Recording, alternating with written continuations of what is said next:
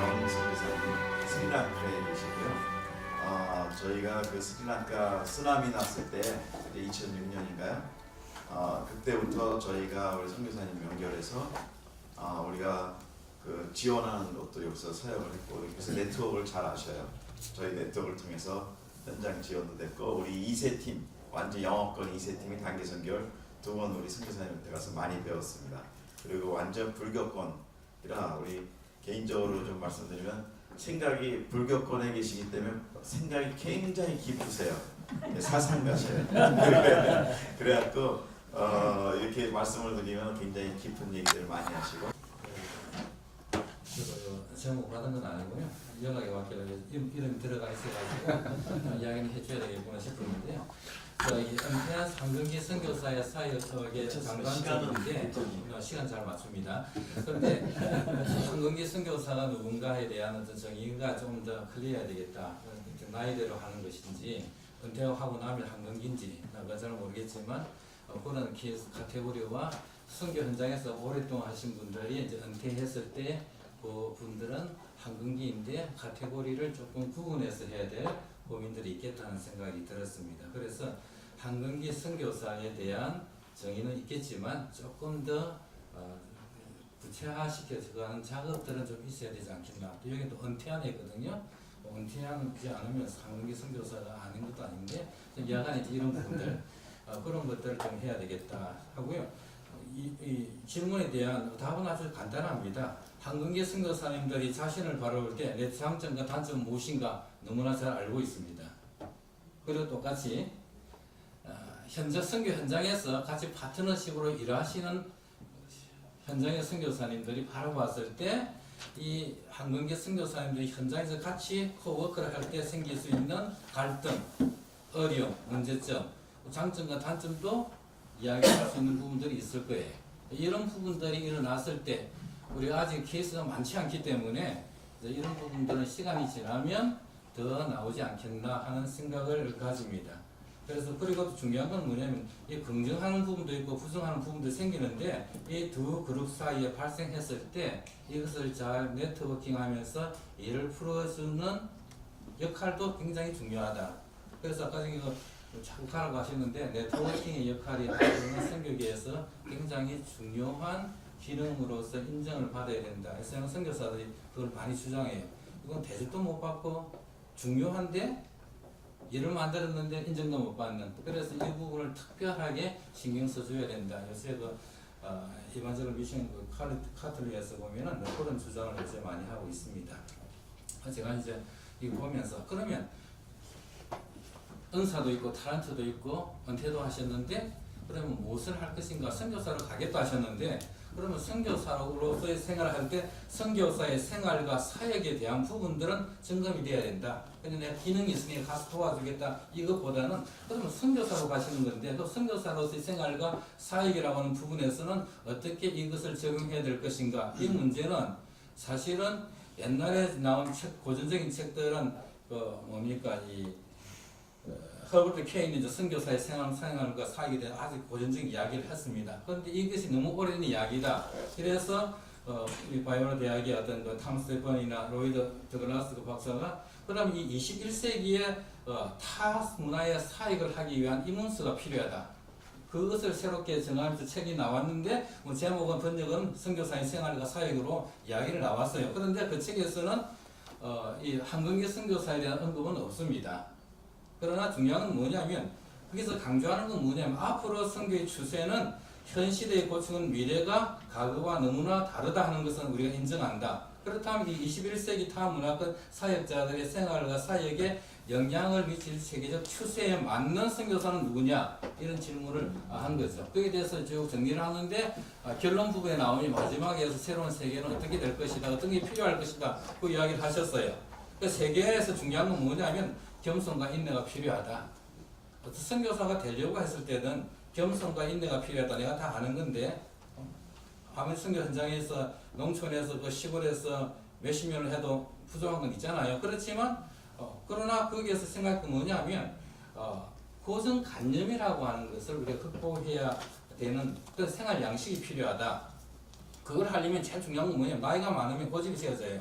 열린 마음이 없어요. 내가 한다는 그 카테고리 딱 잠겨져 있으니까 내 네모가 모든 걸 다 적용해야 되는데 거기에서 있어야 될 건 뭐냐면 열린 마음과 생각으로 늘 배워야 된다. 이것이 이제 하나의 기본 전제로 가지고 있어야 될 것 같고요. 그 다음에 중요한 건 뭐냐면 옛날에 진짜 선교사는 다 농촌으로 갔다. 시골 그 후진대로 갔다. 이제 옛날 선교사죠. 또 지금의 이 진정한 선교사는 어디로 갔느냐 했을 때 다 도시로 갔다 이야기를 해요. 그 사람 이제 그분들이 하는 이야기가 요새 진짜 선교는 도시이지 시골에 없다 이런 이야기를 하거든요. 우리는 다 시골에 간 사람인데요.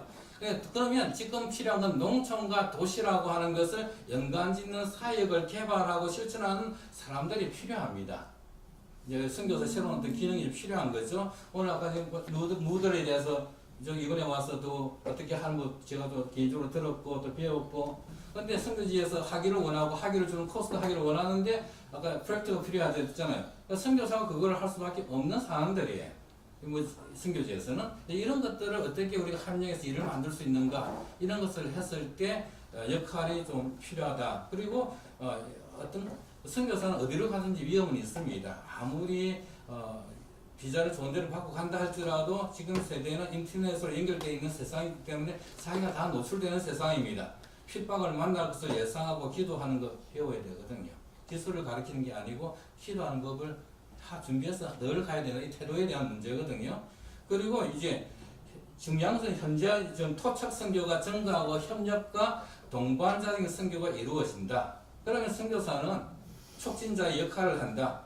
동력과 관계 협력을 통해서 현지인 사역자들 배출하고 그리고 그들에게 촉진하고자 하는 그 사역 분야에 내가 경험을 갖고 나가야 된다. 그 이야기를 하는 거잖아요. 그러니까 퍼실리테이터의 역할은 결국은 스포팅을 하면서 그 체인징을 이룰 수 있는 그 기능이라는 게 중요한 부분이다. 이걸 해야 되지.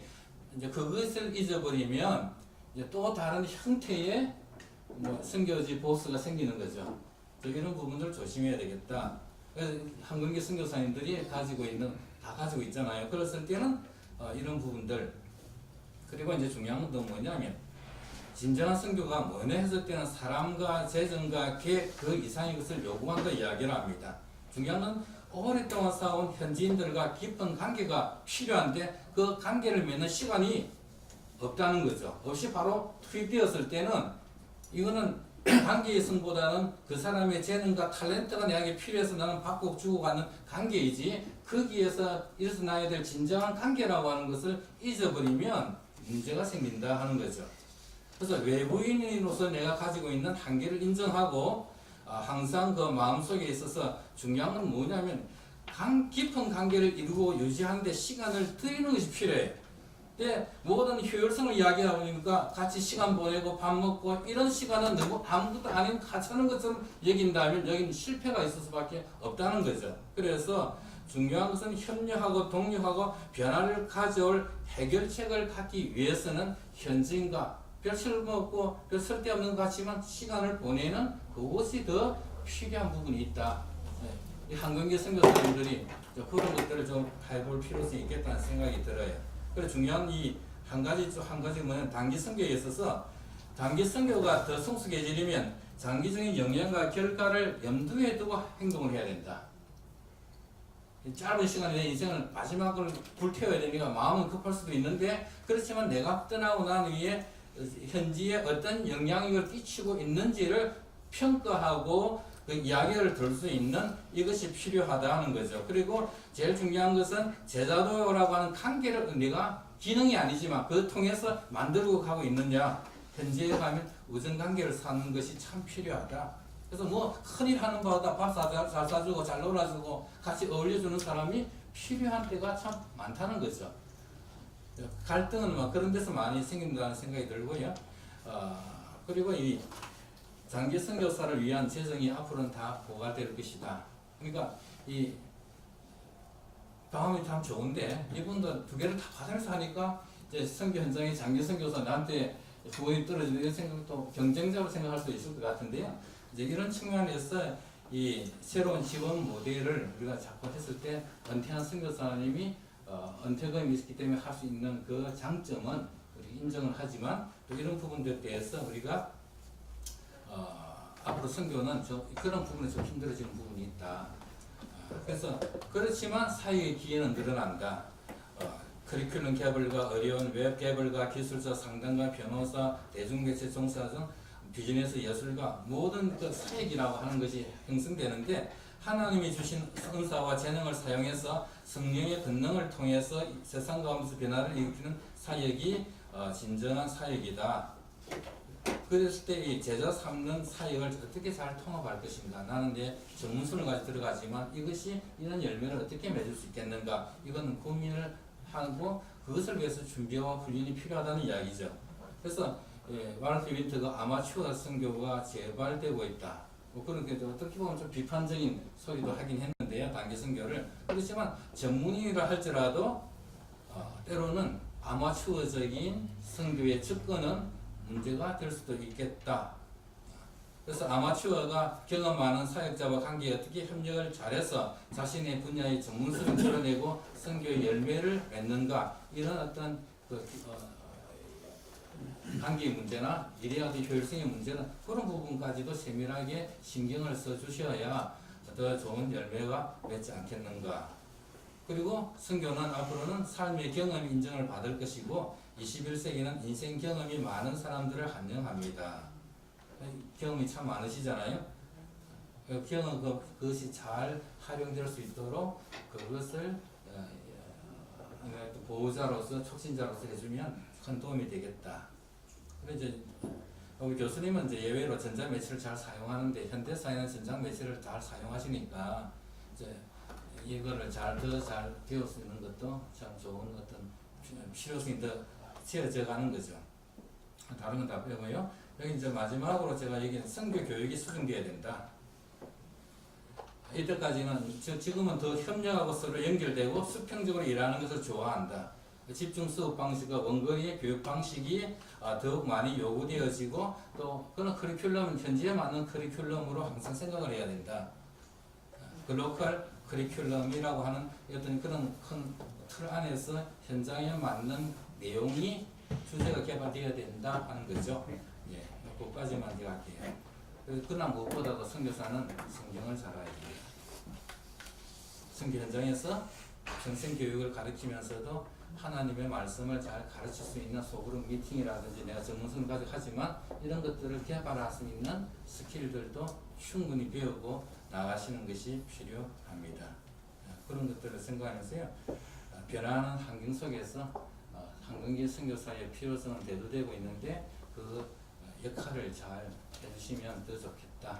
그래서 이제 아까 김정은 목사님은 빨리 나가라고 했는데요. 네트워킹 잘 하시라고 그게 필요하다고 제가 말씀드립니다. 네, 감사합니다. 질문 있어요? 이제 누구도 시니어 선교사, 황금 선교사가 되고 싶은 분은 아무도 없는데 그냥 된 거죠, 그죠? 근데 제가 젊었을 때 생각을 해보면 두 가지의 이제 시니어 선교라는 게 결국은 주니어들이 안 나가니까 시니어가 억지로 생긴 거 아니겠느냐 이런 생각을 하나 의심을 갖고 있고 또 하나는 실제로 젊은 선교사들이 시니어 선교사 이런 특정적인 선교사를 정말로 환영을 하는가 난 거기에 의심이 있어요. 왜냐하면 이제 들리는 말에는 그 시니어 선교사 선교장이 자꾸 올라가니까 선교 현장이 무슨 양로원이냐. 근데 실제로 현장 선교사로서의 그 황금 선교사가 어느 정도의 수용 능력이나 할 수 있는 저희가 범위가 효율성이 있는지 그걸 한번 얘기를 해봐요. 저는 일단은 선교사 요새 국제단체는 선교사 은퇴가 폐지되었어요. 왜냐면 젊은 선교사 안 들어오니까. AIM 같은 경우는 아프리카 내주 선교회 같은 경우 선교사 그게 폐기시켜 버렸거든요. 오래됐어요. 예, 오래된 이야기죠. 그리고 앞으로도 가면 갈수록 그런 현상은 더 일어날 것이다 생각이 들고요. 두 번째는 시니어 선교 이제 일반 세큘러 잡을 가지고 그쳐가서 하다가 은퇴하시고 현장에 들어오시는 분의 큰 단점은 뭐냐면 타문화 이 크로스 컬처 훈련이 전혀 안 돼 있다. 전혀 안 돼서 이것은 선교사의 삶과 사역이라고 하는 이 카테고리는 내가 경험이 있든 없든지 간에 어느 정도 단계를 밟고 들어오는 거거든요. 이 단계가 설정이 되면 큰 문제 없는데 이거 없이 내가 해외여행 많이 해봤으니까 내가 여행을 하는 거하고 그게 살아본 건 틀리지 않나요? 똑같아요. 내 미국 여러 번 가봤지만 모르잖아요. 그리고 미국에 아무리 살아도 미국에 같은 거 매너하고 들어가지 않으면 저기 주변국에서 살면서 중행 살다가 죽는 거잖아요. 그런데 그 안에 들어가지 않았기 때문에 자신은 잘 모를 수가 있는 겁니다. 마찬가지예요. 선교지에 들어가 선교지의 현장에 사람들을 알려면 그만큼 안에 들어가는 과정이 필요한데 이 과정을 안 하고는 안 된단 말이죠. 그럼 어떻게 할 것이냐? 그 스킬은 내가 미국에 살았지만 타 문화권에서 적용하는 훈련이라고 하는 것은 항상 미국 사람도 배워왔잖아요. 많이 시키잖아요. 마찬가지로 우리 신뢰하기도 필요하다는 이야기죠. 그래서 내가 나이 들어서 오지 말고 젊었을 때 여러 번 단기 선교를 왔다 갔다 하면서 하다 보면 이제 현장에서 적응하고 일을 하기 참 좋다. 그 이야기를 제가 하던 거고요. 안 돼 있다면 단기 선교로 보내는 거잖아요. 그럴 때 그 훈련을 잘 시키면서 이제 시행착오도 하면서 이 멘토링 작업과 커넥션 하는 작업들이 이 네트워킹 그룹에서 잘 해주셔야 팔로업이 잘 되면 영향력을 끼친다. 그리고 현장에서의 문제는 뭐냐면 배우는 자세로 오시면 충돌이 없잖아요. 안 배우잖아요. 내가 누구보다 잘 아는데 경력도 보니까 그렇잖아요. 그러다 보면 자기 마음대로 하시는 그런 분도 계시고 실력도 있는데 이제 애티튜드가 문제 있는 분도 계실 것이고 돈은 있으니까 그냥 여기 이제 설렁설렁 놀다 오면서 하시려 하니까 나는 축구라고 하는데 이제 이런 것도 생길 수 여러 가지 팩터 요인은 있을 거예요. 한국에서 오시는 시니어 원로 선교 목사님들 선교지에 갔을 때는 그냥 골프 치고 그다음에 거기 불러가지고 내 한국말 설교하면 하고 밥 한 개 사주고 그렇게 하시면서 선교사 이름으로 하시는 분도 계셔요. 어떤 분은 그냥 다른 방식도 있는데 그러니까 이런 여러 가지 좋고 나쁜 거 이슈보다는 거기에 건전한 효과를 현장에 주고 있느냐 이 문제에서 아까 여기서 굉장히 강조하는 관계의 문제였습니다. 그 관계를 잘 맺어가는 일에 신경을 특히 잘 쓰셔야 된다. 선교는 효율성 이슈보다도 이런 문제거든요. 그런 것들을 신경을 잘 써주시면은 조금 더 좋고요. 그 다음에 경쟁 상태는 아니에요. 서로가 경쟁 상태는 아니고요. 하나님께서 잘 사용하셔서 저도 저하고 선교사 하시는 분이 지금 80세입니다. 80세 오신 건 아니고 57세였는데 그 당시에 나이 제한이 있었어요. 40이 넘으면 선교사 파송을 안 해주니까 57인데 오고 싶어 하셔요. 내가 받았죠. 파트는 고생 많이 하셨어요. 그때는 그분한테 내가 어떤 이론을 적용했냐면 본팅 이론을 적용했어요. 그러니까 처음에 공항에 누가 마중하느냐 어떻게 훈련시킨다 그 사람 인생이 바뀌듯이 오셔가지고 바로 현장에 투입시켜서 여기서 실패하면 나가야 됩니다 하면서 근데 피어나하죠 항상 하듯이 하면서 이제 팔로우 하는데 눈물 많이 흘렸다고 하더라고요. 그러나 지금 세월이 지나서는 그분이 제일 선교하시는 분들 중에 더 잘해요. 젊은 분들보다는. 지금도 사람이 없는 지역에 가서 혼자 큰 사역을 하는데 물론 제가 보면 좀 부족한 것도 있으면 저를 스포팅을 해주면서 잘 하시도록 도와주고 또 저는 교육 사역자들이 하면서도 하는데 할아버지 자기 아버지 부를 때니까 뭐 아버지라 부르죠. 그러면서 잘못한 거 있어도 이제 내한테 불평하면 네가 이해하고 한 개로 듣고 한 개로 흘리면서 이해를 하면 될 거 아니냐고 이렇게 하면서 일을 되돌아가거든요. 이런 게 참 중요하더라고요. 그러니까 제가 말씀드리는 것은 어떤 한 나라의 디벨롭먼트 이슈보다도 결국 이 디벨롭먼트 속에서 그 사람의 변화를 초점이 있으니까 그런 부분에서 우리가 성경 공부를 어떻게 인도할래요? 속으로 모여서 우리가 뭐 하다가도 이건 어떻게 이런 어떤 메시지 쓴다라는 조금 하는 것 이런 것도 훈련을 잘 시키는 것이 필요하다 하는 겁니다. 저까지 됐습니다.